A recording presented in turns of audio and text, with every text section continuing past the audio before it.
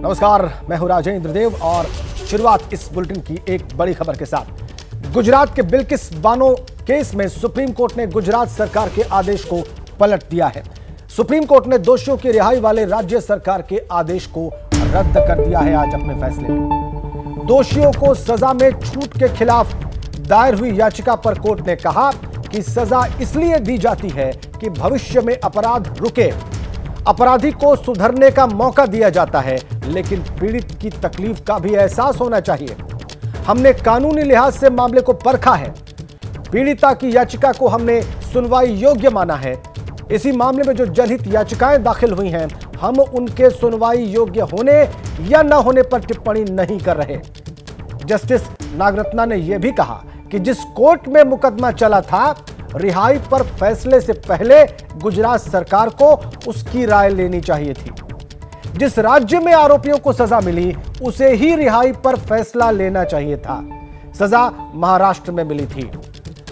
हमारे दो सहयोगी इस बहुत बड़ी खबर पर हमें तमाम जानकारियां देने के लिए इस वक्त हमारे साथ लाइव कनेक्ट हैं। हमारे सहयोगी आशीष सिंह हमारे साथ जुड़े हुए हैं और इस खबर पर सुप्रीम कोर्ट में नजर बनाए हुए थे निपुण सहगल, वो भी दिल्ली से हमारे साथ जुड़ चुके हैं। निपुण के पास ही चलेंगे क्योंकि निपुण, ये केस बहुत महत्वपूर्ण था हर लिहाज से, चाहे वो क्रिमिनल जस्टिस का मामला हो या राज्य सरकार के जुरिस्प्रूडेंस का मामला हो, उसके विवेक का मामला हो, दोषियों की रिहाई के, या फिर इसका पॉलिटिकल एंगल हो। इस केस पर सबकी निगाहें थीं, इस फैसले पर सबकी निगाहें थीं और वो आ गया है। सुप्रीम कोर्ट की जो अहम बातें हैं मैंने दर्शकों को बताई हैं, लेकिन जो आपको और महत्वपूर्ण लग रही है इस फैसले में, वो आप साझा करें। बिल्कुल मैं दर्शकों को बताना चाहूंगा कि जो राजनीतिक विश्लेषण है ना, ये तो करते रहेंगे, मेरे दोस्त आशीष भी करेंगे और तमाम ये पूरा दिन चलता रहेगा। लेकिन कानूनी पहलू क्या है, क्यों सुप्रीम कोर्ट ने ऐसा आदेश दिया है, ये महत्वपूर्ण हो जाता है। सुप्रीम कोर्ट ने कहा है, और ये एक मिसाल बनेगा, एक नज़ीर बनेगी बात, इसलिए मैं इस बात को कह रहा हूं कि कई बार क्या होता है कि मुकदमे को ट्रांसफर किया जाता है दूसरे राज्य में और एक विवाद की स्थिति रह जाती है कि क्राइम कहीं पर हुआ था, यानी अपराध किसी राज्य में हुआ था, जो व्यक्ति है जिस पर आरोप है या जिस पर दोष सिद्ध हुआ है वो बंद भी उसी राज्य में है, लेकिन मुकदमा चला था किसी और राज्य में। तो फिर जब रिहाई की स्थिति आएगी तब कौन सी राज्य सरकार फैसला लेगी? सुप्रीम कोर्ट ने साफ किया है कि वो राज्य सरकार फैसला लेगी जहां मुकदमा चला था, यानी मुकदमा जहां ट्रांसफर कर दिया गया था। इस मामले में मुंबई की स्पेशल कोर्ट में सुनवाई हुई थी और उसने सजा दी थी। इसलिए सुप्रीम कोर्ट ने कहा है कि गुजरात सरकार नहीं, महाराष्ट्र सरकार को फैसला लेना चाहिए था। तो चूंकि गुजरात सरकार फैसला ले ही नहीं सकती थी, ऐसे में वो जो फैसला लिया गया था 15 अगस्त 2022 को, वो रद्द कर दिया गया है। और अब ये सभी 11 दोषी जो गैंगरेप और हत्या के दोषी हैं, इन्हें वापस जेल जाना पड़ेगा। करीब 1.5 साल ये बाहर रहे, अब ये वापस जेल में जाएंगे और महाराष्ट्र सरकार के सामने आवेदन देंगे। और महाराष्ट्र सरकार की पॉलिसी में अगर ये बात आती होगी, इन्हें रिहा किया जा सकता है, तो उनकी रिहाई हो सकेगी, लेकिन फिलहाल उनको जेल में जाना पड़ेगा। इसका मतलब यह कि ये विंडो अभी जो लोग रिहाई मांग रहे थे उनके लिए ओपन है कि वो महाराष्ट्र सरकार से अपनी रिहाई की डिमांड करें। इसका तकनीकी पक्ष ये भी समझा जाए। बिल्कुल, इसका तकनीकी पक्ष यही है। लेकिन एक बात मैं और आपको बताना चाहूंगा, क्योंकि बार बार गुजरात सरकार भी दलील दे रही थी और जो ये दोषी रिहा हुए हैं ये भी दलील दे रहे थे कि हम 15 अगस्त 2022 को रिहा हुए, गुजरात सरकार ने रिहा किया। 13 मई 2022 को सुप्रीम कोर्ट ने एक आदेश दिया था गुजरात सरकार को, राधेश्याम शाह नाम के एक दोषी की याचिका पर, कि गुजरात सरकार विचार करे। तो गुजरात सरकार भी कह रही थी कि सुप्रीम कोर्ट ने आदेश दिया, दोषी भी कह रहे थे कि सुप्रीम कोर्ट ने आदेश दिया तब रिहाई हुई है।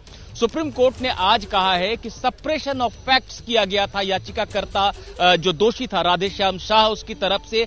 पहले वो महाराष्ट्र में गया, महाराष्ट्र सरकार से रेमिशन की मांग की, जब वो नहीं मिली उसके बाद गुजरात हाईकोर्ट में याचिका दाखिल करके और फिर उस रास्ते से सुप्रीम कोर्ट चला आया और सुप्रीम कोर्ट को पूरी बात बताई नहीं कि मामला दरअसल महाराष्ट्र में विचार होना चाहिए था, महाराष्ट्र सरकार को विचार करना चाहिए था। और सुप्रीम कोर्ट ने सिर्फ इस आधार पर कि हाईकोर्ट का एक आदेश है और एक आदेश अपनी तरफ से दे दिया कि रिहाई होनी चाहिए। तो आज सुप्रीम कोर्ट ने कहा है कि जिसे तथ्यों को छुपाकर जो आदेश लिया गया था वो आदेश भी नलीफाई कर रहे हैं, हम उसको रद्द कर रहे हैं। यानी अब यह साफ हो गया है कि महाराष्ट्र में ही जाना पड़ेगा और अगर महाराष्ट्र सरकार चाहेगी और अगर उसकी पॉलिसी में ये बात आती होगी तो रिहाई हो सकती है, वरना हो सकता है कि अभी और लंबा समय जेल में बिताना पड़े इन लोगों। और इससे पहले कि निपुण मैं आशीष के पास जाऊं, एक बार जरा पूरा केस, चूंकि आप लगातार इसको देख रहे थे, लगातार इसको कवर कर रहे थे, हमारे दर्शकों को बताइए कि ये पूरा प्रकरण शुरू कैसे हुआ, सुप्रीम कोर्ट तक पहुंचा कैसे और उसमें कौन कौन से मोड़ आए।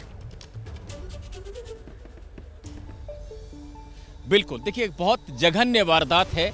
जब 2002 में गुजरात में दंगे छिड़े थे, फरवरी का महीना था, तो बिल्किस बानो, जो कि दाहोद जिले के एक गांव की रहने वाली थी, रंधीकपुर गांव का नाम था, वो लोग डर कर, उनका पूरा परिवार जो है बगल के छापरवाड़ नाम के गांव के खेतों में जाकर छुप गए। लेकिन दंगाई वहां भी पहुंच गए, करीब 20 की संख्या थी उनकी। उन लोगों ने बिल्किस बानो के साथ गैंगरेप किया, परिवार की कुछ और महिलाओं के साथ गैंगरेप किया और 7 लोगों की, जो परिवार के सदस्य थे, हत्या कर दी। उसमें बिल्किस बानो की 3 साल की एक बेटी भी थी और जब गैंगरेप हुआ था तब बिल्किस बानो गर्भवती भी थी। ये तमाम बातें थी।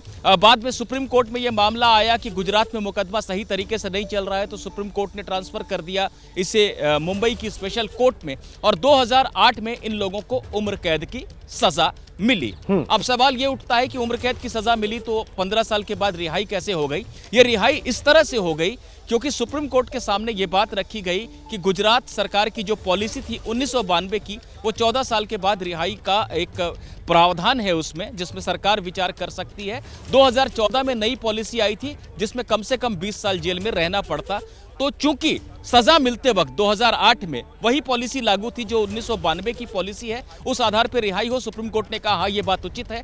आज सुप्रीम कोर्ट ने अब ये कहा है कि गुजरात सरकार का तो कॉम्पिटेंस ही नहीं था, योग्यता ही नहीं थी कि गुजरात सरकार विचार करे, और तथ्यों को छुपाकर हमसे ये आदेश लिया गया कि गुजरात की 1992 की पॉलिसी के मुताबिक रिहाई होनी चाहिए। वो आदेश ही गलत था, हमसे तथ्यों को छुपाकर आदेश लिया गया, उसे भी हम रद्द कर रहे हैं और इस रिहाई के आदेश को भी हम रद्द कर रहे हैं। साफ है कि अब इन लोगों को वापस जेल जाना पड़ेगा।